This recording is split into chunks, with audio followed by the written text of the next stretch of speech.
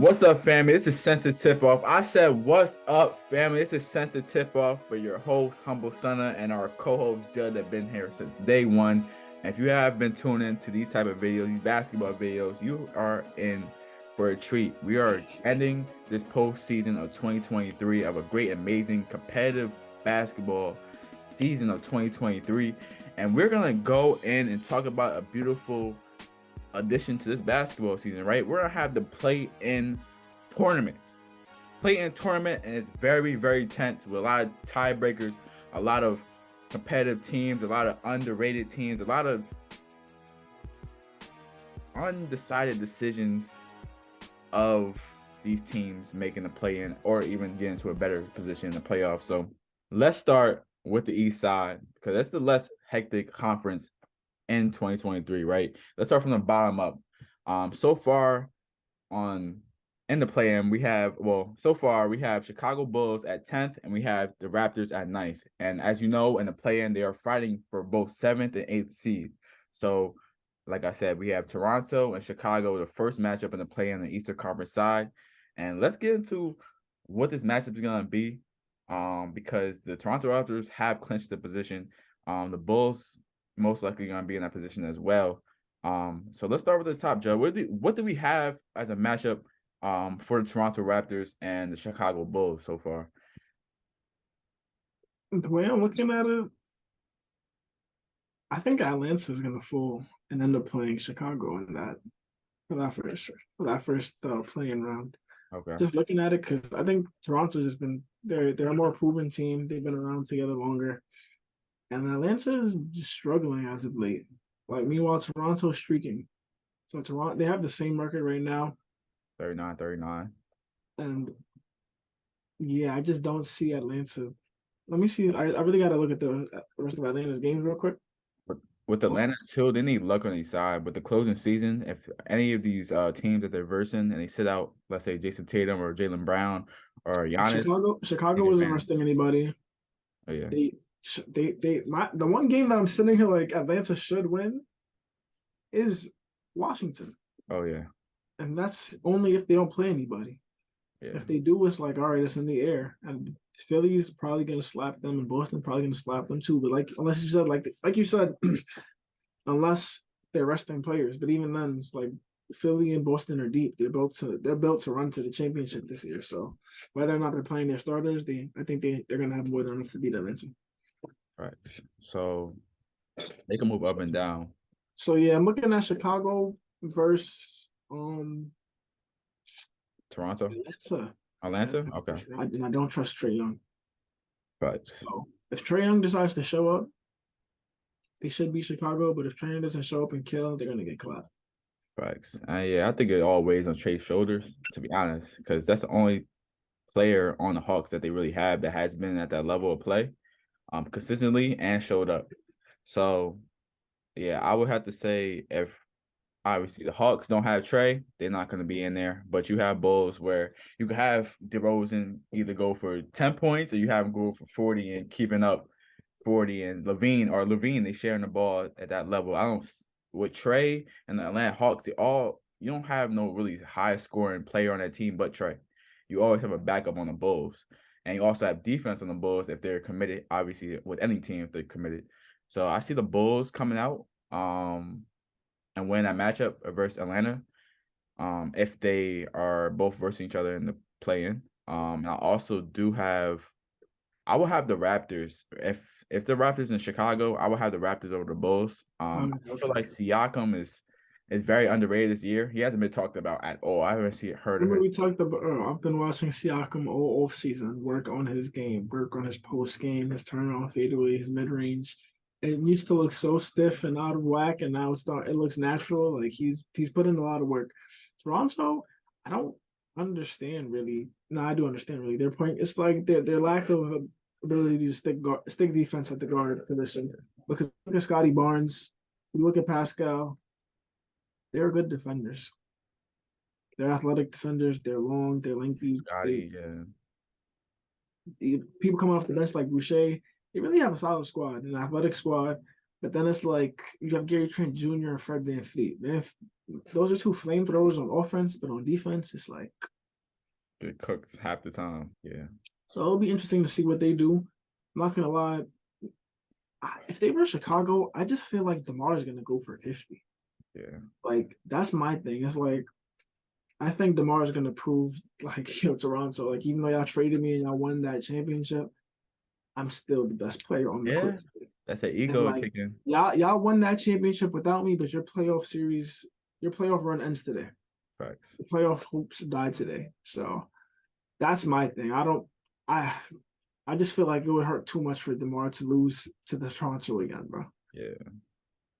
So that's the only reason I'll put my money on the Bulls. But besides that, it's like the Bulls, Toronto just has they're a healthier squad. The Bulls needed. I said this at the start of the year. Without Lonzo, I have no faith in the Bulls. Like that was the X factor. So Yeah. We'll see upon he's gonna be out all next season too, so I don't know. I hope that's not true. Like I really hope he makes a return sometime during the season because if not, like Chicago, we're gonna talk about you soon. Like your three highest paid players. What are you guys doing? We really didn't touch Miami yet. They Because all have it. Jimmy Buckets is as far as all the players down there. Jimmy Buckets is like he's the best That's player. yeah. Jimmy Buckets, and Bam is. I don't really see as like any of those teams. I feel like Toronto maybe just because of matchups wise, but Yeah. It, they'd have to lose twice. That's my thing. They're not losing twice. yeah. So yeah, same thing with Atlanta. They'd have to lose to Miami. I mean, yeah, no, Atlanta. Yeah, I don't see Miami losing twice. Facts. They definitely lose to Atlanta. They play Atlanta. They're clapping them. Yeah, we talking about all four teams right now, and because they could all have different matchups at any time with these closing games, they have 4 to 5 games left. So Miami is the top of the list, right? And That seems more realistic to me. And as far as like better, I feel like that'd be better for the NBA, honestly, because yeah, a Toronto versus the Bucks round one would be beautiful, and Miami versus Boston rematch. Let's talk to me. Let's talk to me. yeah, that'd be cool. That'd be Talk to me, cool. Boston. Y'all on y'all run back to the finals, right? Remember, y'all played Miami last year, so It's gonna get now you get to face them in spicy. the first round. Like that's huge. That's Like, one of the matchups no, we need to get on the East let's side. see how much you improve. No game 7 this time. Oh yeah, definitely. Yeah, that's my closing thoughts about the East side. To be honest, they're Really, more settled side than the West side. Totally. And yeah, my final predictions on the play-in for these teams is definitely Chicago. Toronto and Miami. Toronto and Miami. They're gonna be into the first round of the playoffs.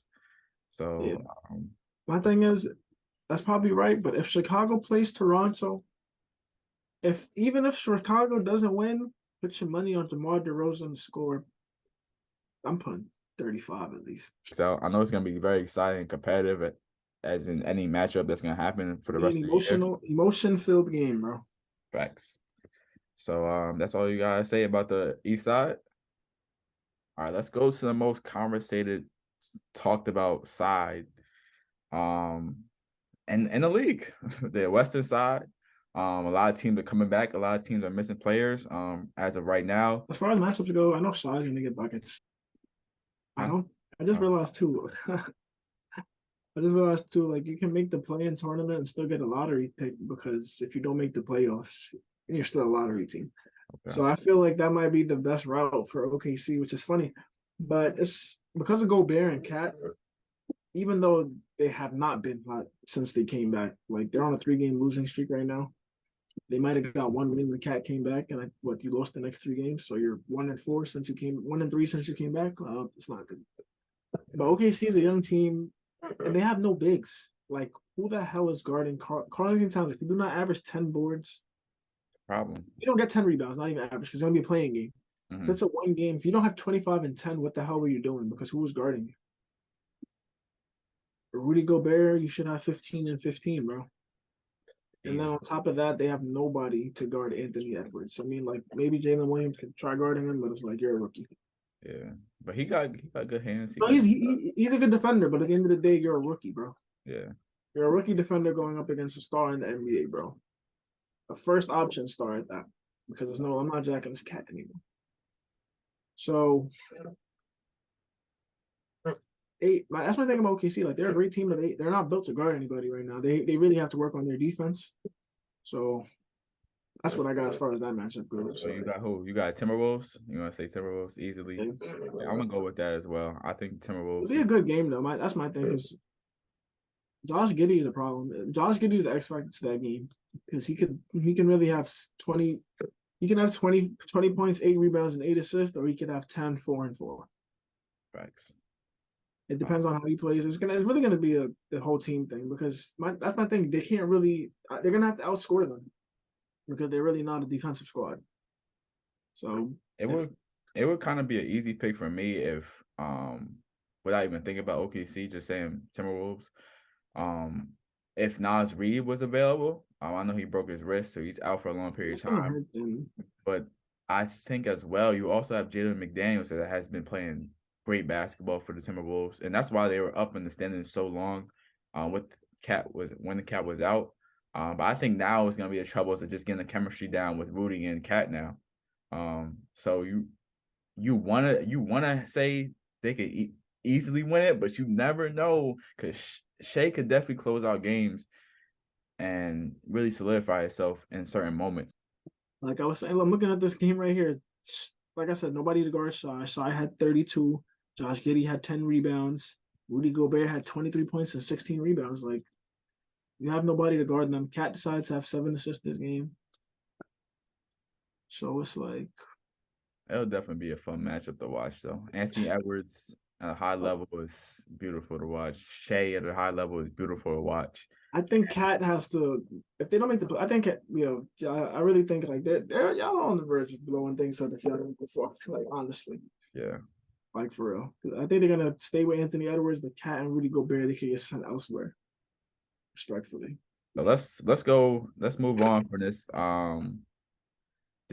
bundle of teams right here, Timberwolves and Thunder. Let's go into the teams above them. Let's talk about the Pelicans and the Lakers matchup so far right now. And the Lakers are on their way to becoming getting to that 5th seed with Clippers coming down with the Paul George injury. Extremely important. Like the Lakers, they're looking to take your playoff spot, like your seed, straight up. And the thing about it, you guys were looking to take that position from the Suns, but that doesn't look like it's happening because they are, as far as I've seen, they're undefeated with Kevin Durant in the lineup.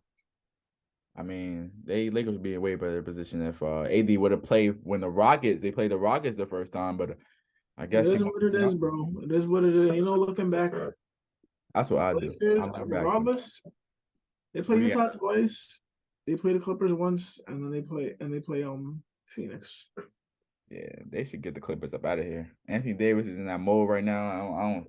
Hey, I'm betting 3 games of over 30, 36. Like, it's kind of hard. Like Zubac don't got no smoke. Nobody that he played got smoke for AD if he really wants. Like, he closing games when he limping, bro. Like, that's when you know it's really AD, and that's what we want. That's what we. See, bro, I want to see you being a man, bro. Like, all right, you got hurt, but you played through it, bro. Like, and you killed. Facts. Like he killed. Like Jeffrey said in the chat when he got hurt, he was like, "AD plays better hurt." I'm like, if he play, and I started laughing. I'm like you're not wrong, but I'm like, that's if he plays. Like the way he fell down, I'm like, bro, it does not look like he's getting back up. Facts. Like somebody in one of my group chats, bro, they had a bet for the Lakers to win the championship outright. As soon as AD went out, he went and cashed out the bet and got his bet. Hey, yo, how? And then we come out of the timeout and AD's back, and I'm like, wow. See, I'm like, wow, did that impulsive decisions. Impulsive decisions. It was funny though, because he's like, AD's hurt, got my money back immediately. He did for the clout. There's no way. I would have been tight. I would have thought about that. Like, they in a good position right now. I would have did it too, bro. What? Out? No, I would have what? To win the championship, not the game. To win the championship. You bet like 350 for them to win the championship. They're not. I'm not. With no AD. If I think AD's hurt, I'm not betting on the Lakers to win the next game. Lakers and the Pelicans could match up.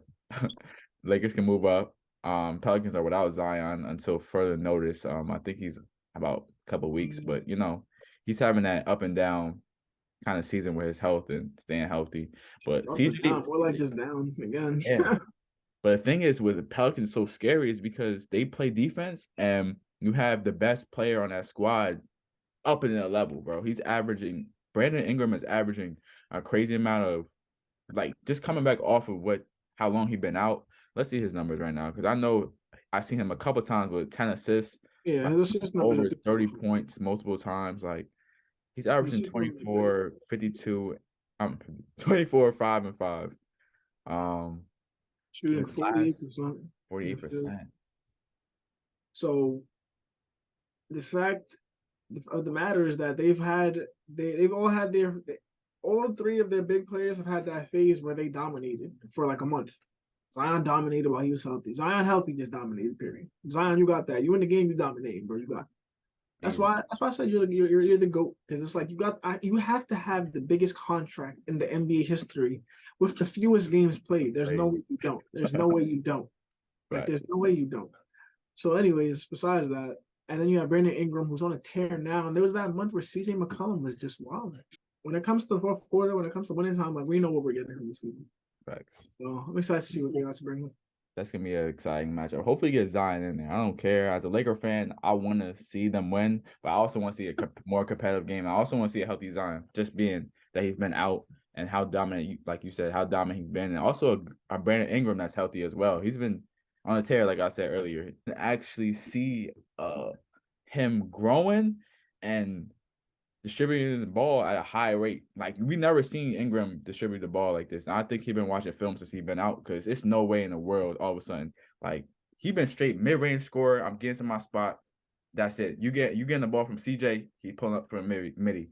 He been like that his whole career. And I guess he's been studying CJ or having that good coach in his ear, which is Willie Green. So I'm excited for this matchup. I'm excited for LeBron James to get his get back. I know he on a tear. I know he mentally there. I know he trying to get everybody mentally there. You got Austin Reeves showing out right now. Like we just dropped another video, guys. So make sure you guys check that out with the Los Angeles Lakers. Check out because I'm just reiterating everything we said in that video for sure. The Lakers aren't gonna not make the playoffs. Remember, like I said, certain things are bad for the NBA. Like Lakers not making the playoffs after LeBron James just won the scoring crown. Yeah. So like it's not good for the league. And then, like we said, LeBron's on tear. They're healthy. Like I told you that the first Rui Hachimura trade, I told you that was a domino to fall. That was going to lead for a whole bunch of other trades that was going to have the team exactly where they needed to be. And you ain't believe it. You said we'll see. Well, now do you see? Yeah, I see. It's like you got shooters around LeBron James. My thing is too. Malik Beasley is due for a big game because all I've seen recently is unders, colds for him. So it's like he's saving them for the playoffs. Right. I'm expecting to see at least 3 games where he has 5+ threes. Right. And then the bare minimum I'm taking on the game is like probably 3 for him because he's gonna be pulling. Like his one job is going to be to pull. Make them respect you. Make them spread the floor. Mm-hmm. I'm excited for that. LeBron, you got AD. Like there's a lot of people that can get a lot of buckets on that squad. I've really watched Malik Beasley get 10 points in like 3 minutes. Yeah. Like, I don't even think it was 3 minutes. I'm talking about like 3 minutes real time. But we're due for some good games in general for all Lakers players on that squad because they all have talent. They all have the will to and a skill level to get themselves plenty of points either over just having big games in the playoffs. So that's something exciting. Any of them could pop off for 20. Lakers turn into just not only a solid defensive squad, but such an unselfish squad. Not that they were selfish before, but the ball movement now, like not just the ball movement, the assist numbers are through the roof, bro.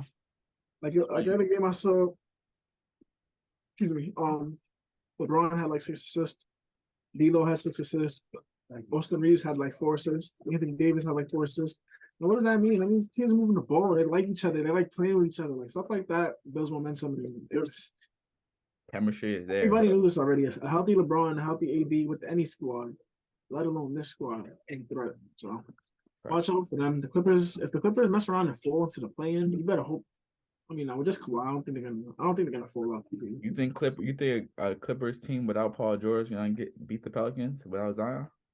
That's gonna be probably a good matchup. I think it'll be a good game, honestly. Like that's my thing. That'll be fire. That'll be fire. What? Let's see what Kawhi about. It's gonna be fun, but like I predicted at the start of the year, this is the most balanced NBA this is the most balanced NBA season that we've seen Since I started watching basketball, probably like the last 15, 20 years.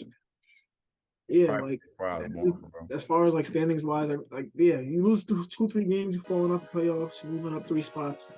You haven't seen things this balanced. But not only that, the championship is up in the air. Yeah. So So whoever y'all put your bets on, y'all better hope and pray y'all against that position where y'all got the right championship team. Because one injury, one suspension, one technical any foul. one of those things could tilt the odds in any which way. So Yeah. So it's gonna be fun. yeah, I'm ready for the play-in. I know you guys are too because you're watching this video, right? So that's why we mentioned y'all. Make sure you like, comment, and subscribe because we will be back for the first round of the playoffs, right? And thank you guys for tuning in this long. We're gonna give you a little sneak preview on where there and who you should be putting your money on for the series. Yes, sir. It's not financial advice. Oh yeah, I'm not a financial advisor. But Better check the risk. do your own research. Call 1-800-HOPE-NY. Yeah. Facts. So yeah, tread lightly. This is a crazy economy we're going through, but also this is an opportunity for you guys too as well. Like I said, we are out. This is Sense Tip Off, episode 17, and we'll be back. Make sure you like, comment, and subscribe. See y'all next time. Peace.